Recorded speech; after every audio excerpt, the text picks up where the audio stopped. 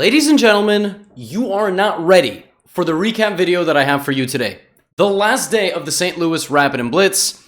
Going into today, Magnus Carlsen and Wesley So are up top, and there was a big race for who was going to finish third, fourth, and so on. It was a wild day. The thumbnail is the way it is for a reason. Let's jump into game number one. Hikaru Magnus Carlsen. Hikaru plays the move e4, and Magnus is nowhere to be seen. Where is he, you might ask? Well, Magnus stumbles into frame, not even wearing clothes. I don't know what's going on in the life of Magnus Carlsen, but this is the situation. And it didn't really get much better for Magnus, as he busts out a Sicilian, and by around move 10, already was down like 2.5 minutes on time. I mean, I don't know what was going on, but very clearly slightly distracted, and Hikaru begins active operations to his king with moves like f4. Magnus breaks in the center a little bit and invites a trade of bishops. And, excuse me, I said in the center, on the queen side, didn't mean to say in the center. And we get f5 from Hikaru. So Hikaru very obviously wants to create some sort of tactical operation, and he does that. Plays a knight into the center, plays c4, and it only went from bad to worse, as at this point, Magnus thought that he was fixing his situation by playing king h8 and rook g8.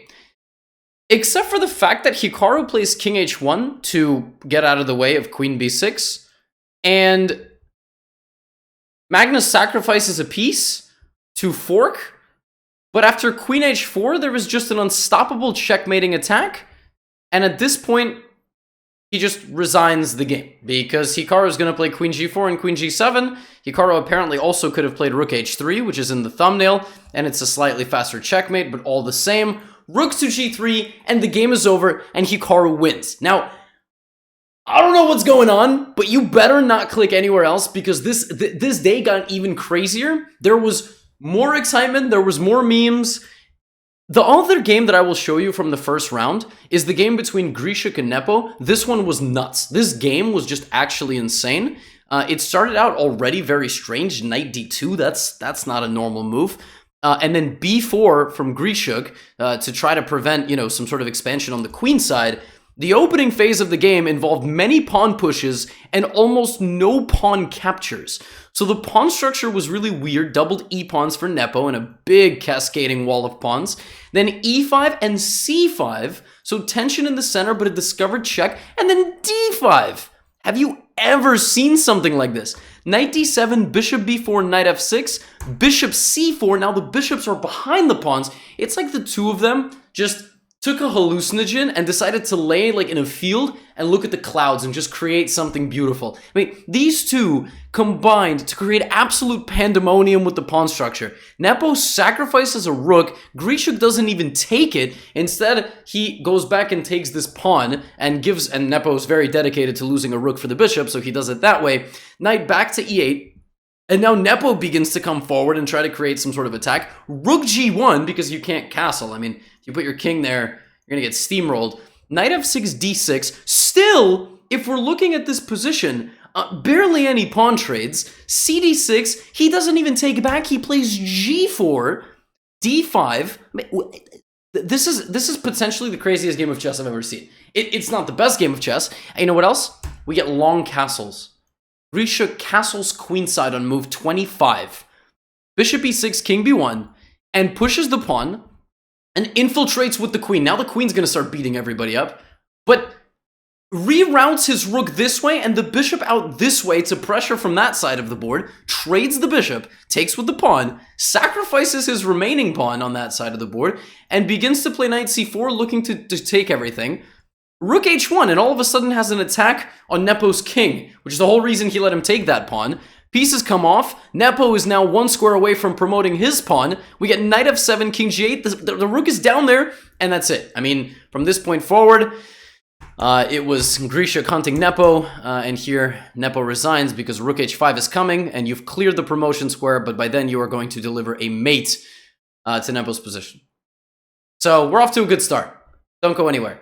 In the second round, Harikrishna was looking for revenge. If you remember, yesterday's recap ended with a beautiful win from Firouzja. And today, instead of that, we actually got well, I don't want to spoil anything. Instead of that, we got a big attack from Pensala on Firouzja. Actually, so big. You know, this is like a Rogozin kind of Nimso opening.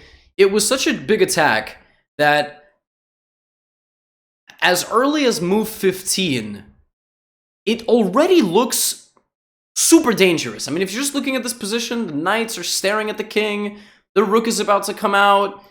But that's the beauty that Alireza brings to the board.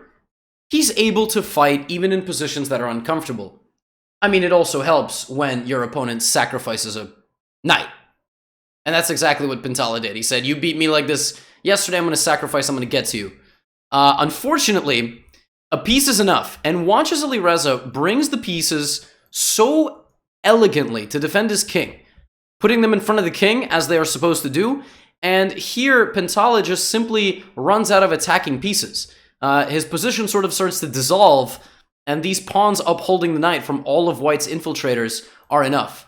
Firouzja navigates the position beautifully and strikes back at a good moment. Queen and rook coming in, wins back the piece, and here there's just nothing because of the back rank checkmate threat. So even though he actually does land a check on the king, all Firouzja does, it's like one big punch thrown, he sidesteps the punch, and that's it. And even though Harikrishna is able to start bringing the rooks to the party, Alireza is just quick enough. He's able to hide from all the checks, simplify the position, and the queen, the main attacking piece for White, is just trapped, and the game is over, and Alireza wins in the second round. In the third round, we got a matchup of the Titans. This one was Magnus versus Wesley, so these guys are all the way up top. This one, actually, we can pick up around move 30. I know that you might wonder what the opening was. The opening was a Queen's Gambit declined. So, beginning with the moves d4, knight f6, and so on. The two knights here with the Queen's Gambit structure. Very common opening. I do even have a video on the Queen's Gambit. But I want to show you more how Magnus is able to effortlessly convert rook, knight, and 5 versus rook, bishop, and 5. He picks up a pawn with discovered check. Now, normally a bishop is supposed to be better than a knight, and especially if the knight is not super active. Magnus picks up a couple of pawns, and at this point, he does have an advantage. But he's able to just convert it so effortlessly. Wesley chucks away the rook, the 2 pawns for his bishop, and leaves rook, knight, and 1 pawn versus rook and knight, which is supposed to be holdable, but Magnus is... And don't forget that rook knight versus rook is a draw. I mean, I know we're all capable of losing it, whether we have the rook and the knight or the rook, but at the highest level of the game, Magnus creates stability here and coordinates his pieces very well. Plays rook a4 to force the king back and plays rook a7. So now he's going for Wesley's weaknesses, and his king will always be able to hide in front of the horsey. And he brings up his king. He brings up his pawn. Very important move, coordinating all his pieces. Knight g5 is an idea. Walks his king up for a second, then cuts off the rank for the checks. Wesley pushes the pawn forward, and that was Wesley's biggest mistake. Magnus immediately pounces, advances all his pieces forward 1 square, then comes back, gives a check, and the rook comes out to infiltrate. King d5 comes to hit the knight, but the knight moves, and now you sidestep any future check with king f5, and Magnus wins the g7 pawn, is in time to defend the e3 pawn, and still has a passed pawn to his credit. He stops the pawn, and on top of everything, he actually is able to checkmate Wesley. So a very convincing win from Magnus, great win from him, and we go to Hikaru versus Firouzja in the 4th round. One more thing to note, actually, before we do that. Up until this point, it was a wild day because Levon Aronian actually began with a score of 3 for 3, and one of his wins early on was just incredible. The thing is that he was winning a lot of games that were really long, and that is actually one of the reasons why like I said, I don't want to keep like 30 or 40 minute videos, but Levon throughout the first few rounds was cruising, and I won't spoil it. He was trying to reach, top 3, top 4, and he had a very solid day. His games were just extremely long for the most part.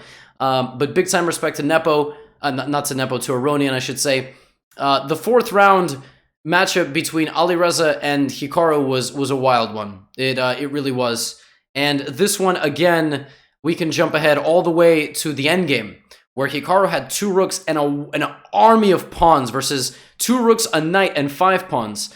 And Hikaru was able to mobilize his entire structure of pawns forward in a very aesthetic way, actually. Like the wall of pawns. And at a timely moment, the pawns suppressing the movement of the knight were just so essential.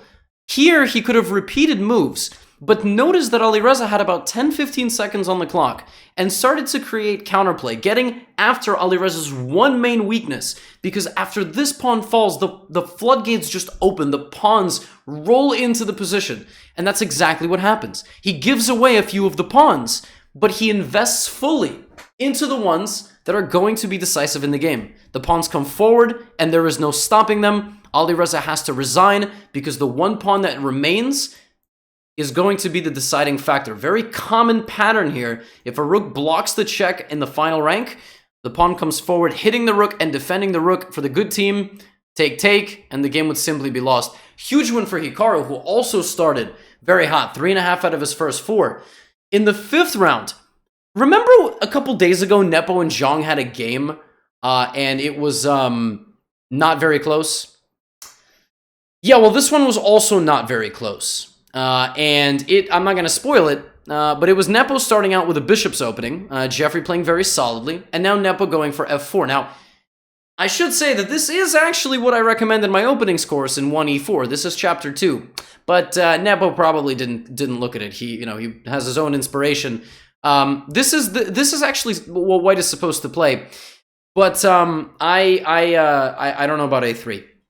And so Jeffrey breaks in the center and just absolutely calmly just wins Nepo's pawns and then traps his queen in the corner and wins his material. And Nepo resigns on move 23 with the white pieces. The pin is too strong. You're losing the bishop. You cannot move any of your pieces because they're poorly coordinated, and rook a1 check, and yeah, I don't know. But Jeffrey beats Nepo 2 times in a combined like 40 moves. I don't know what's going on there, but like I said, it was a weird day. In round 7, Nepo had the white pieces against Wesley So, and he once again went for something in my opening squares.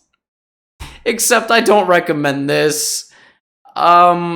Getting your queen hit with a tempo, and then Wesley castles short, Nepo castles long, and well, Wesley shows that when you're castled on opposite sides, it's easy to attack, and that's exactly what he does. He trampolines the pawns forward, and he just attacks Nepo. That's what he does. He just continues to attack him. Nepo does return the favor, attacks on his own.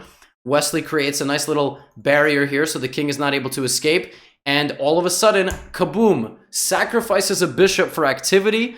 The queen is coming in, the knight hits the queen, this knight hits this pawn, and it's just over. Even though the queen trade occurs, Nepo's pieces are absolutely dominated on the back rank, and the knights are hopping in. A few moves later, Nepo has to give away a rook. He can't even win one back in time because there would be too much counterplay on his king, and just had to resign in this position. There's nothing that you can do.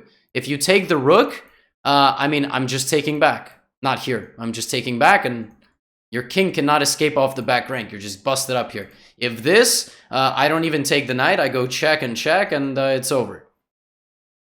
So a wild 2 rounds for Nepo, who at this point started to fall back from the pack.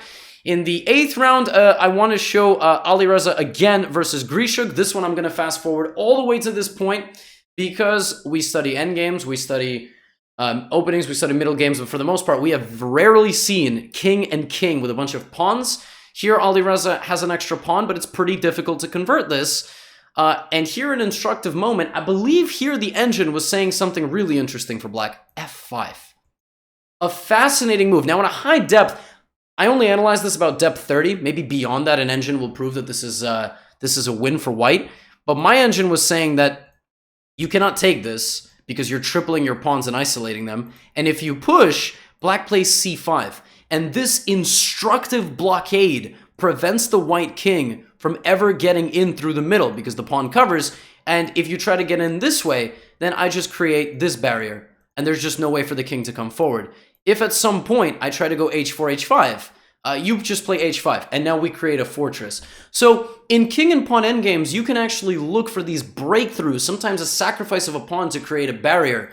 The move f5. Grishuk just moved his king, and Alireza did as well, but the king race to the side of the board with the pawns is going to be Alireza's to win. Here he plays f5, breaking the defense, and a really instructive idea here, e5, and if you take it, then f6, and I'm running away.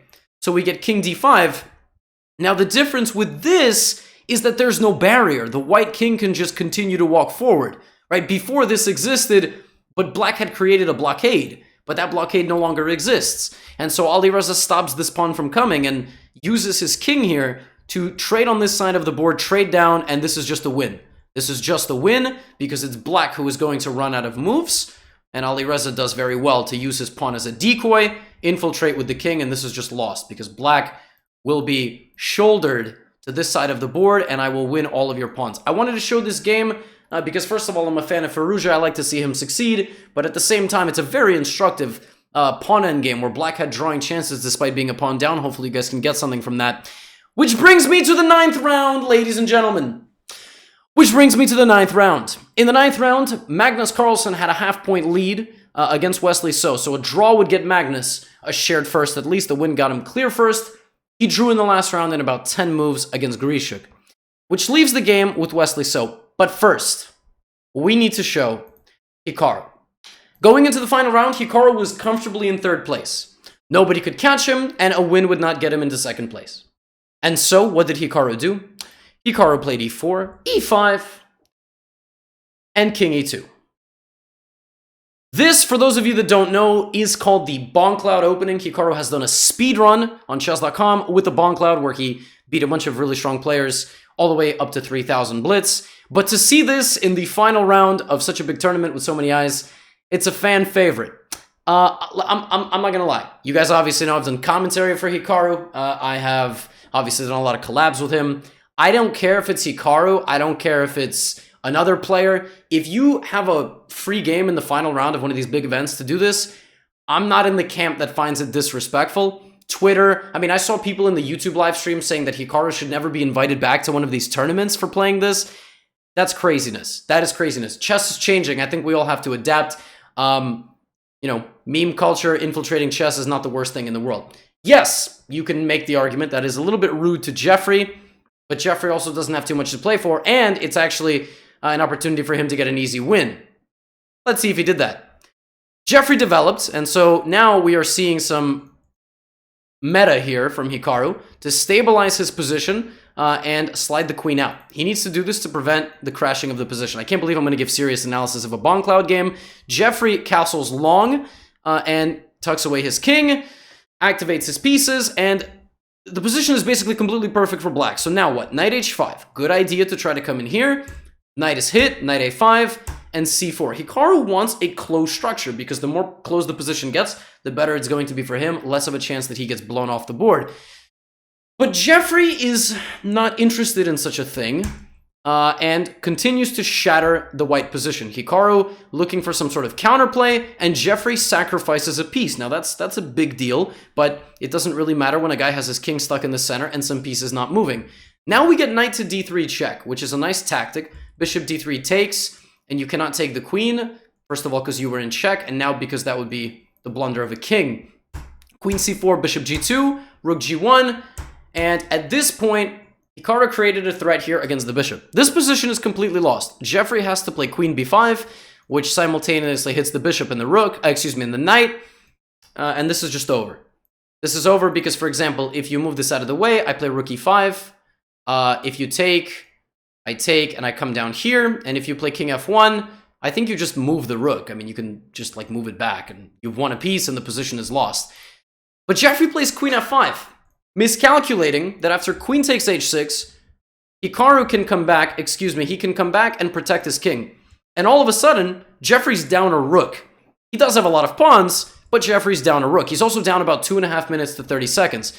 Hikaru now brings all of his pieces to the support of his king, brings his king to safety, and starts looking for a queen trade, which would be a huge help to him. Jeffrey doesn't want a queen trade, but now the pawn falls. Now Jeffrey shuffles around here, trying to pick up time. Hikaru also shuffles around, looking for a plan. He needs to go invade on this side of the board, but it was Jeffrey who could not maintain the defense of his king anymore. He loses the c7 pawn and tries to jump in here with the bishop to create some threats, but white is safe.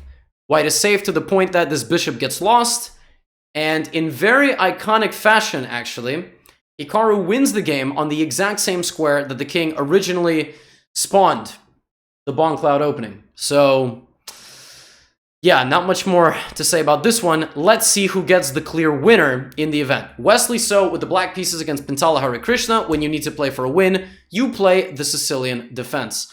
We get an offbeat Sicilian, but a dragon setup from Wesley So, who takes the center very confidently and then castles his king. Now Wesley begins active operations on this side of the board. Remember, if Wesley loses this game, nothing happens. His second place is still the same, but if he wins this game, he gets an extra $5,000. So, of course, he's going to look for an imbalance. He looks for a knight versus bishop imbalance by taking the bishop on g3, and then he mobilizes on the king side and the queen side. Kind of a baby crab feel here. And the king side again, and now on the queen side. So he pushes here and here, but also here. So very nice piece coordination from Wesley. Queen g5, there's pawns that can take each other, but they'd rather stay friends. Like I said, they'd rather stay friends.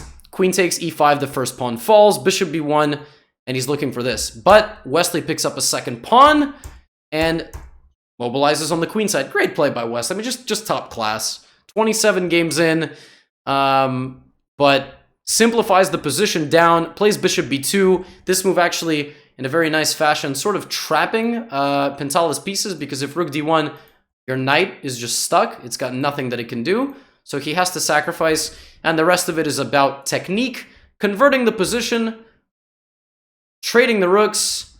Cool idea here from Pintala, forking the rooks, but he just gives it back, and Wesley's up 2 pawns, and centralizes his bishop, takes on f2, and a few moves later is able to get the following position and win the game. In doing so, he wins $45,000, splitting first and second place with Magnus Carlsen.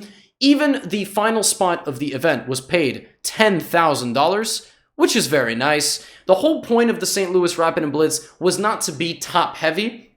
It wasn't to reward the top guys and, you know, punish the rest for a bad tournament. Even Ferrugia, who had 12.5 and a tie for 9th and 10th, he and Dominguez split something like $20,000 between the two of them. The whole point of this was to give grandmasters who haven't had a chance to play and compete during the times of coronavirus an opportunity to do just that. I'm very happy this tournament took place. I'm happy for all of the participants, Wesley, for Magnus, for Hikaru in the solid 3rd place spot, and all the other grandmasters. It's been amazing making these video recaps for you guys. Big things await us on the Gothamchess YouTube channel. Got a lot of cool ideas coming up. Again, if you're not yet subscribed, do consider doing that as we chase the 100,000 mark. I will see you then. I'll have brand new shorts in the wardrobe, and that's it. That's all I gotta say. Take care.